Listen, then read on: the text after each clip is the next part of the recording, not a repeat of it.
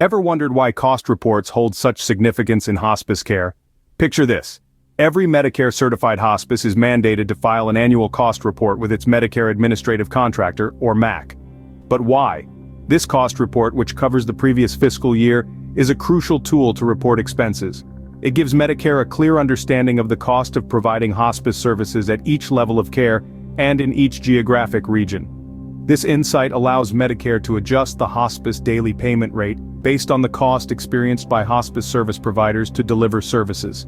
The information used to complete the hospice cost report is derived from the Provider Statistical and Reimbursement Report, or PS&R.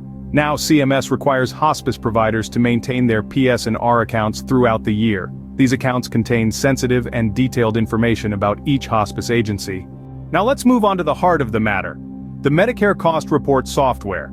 This software, used to complete cost reports, is strictly monitored to ensure CMS compliance. This way the reports are accurate and fulfill all requirements. Approved software, which must be updated regularly, is the only kind that can be used for this purpose. The cost report contains several worksheets that reflect basic information about the hospice agency, statistical data, and financial data. And remember, all financial data must be reported on an accrual basis rather than a cash basis, are reported by cost center and level of care, and all expenses are reclassified to conform to the different cost centers identified in the cost report. Now, there are some things that providers need to keep in mind when completing cost reports to ensure accuracy. Both direct and indirect costs are included as input to the Medicare cost report. Some expenses and revenues not related to providing patient care are not allowable for Medicare purposes and must be excluded from the Medicare cost report.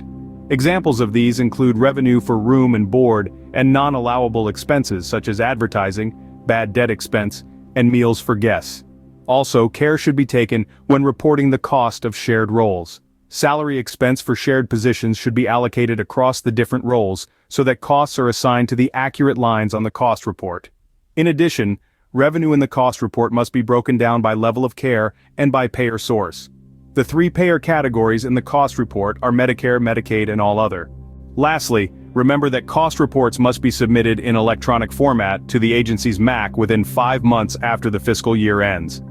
Late submissions can lead to suspension of Medicare payments, which may remain suspended until the cost report is reviewed by the MAC. So, in a nutshell, cost reports are not just about compliance, they are a crucial part of ensuring that hospice care providers are compensated fairly and accurately for the vital services they provide.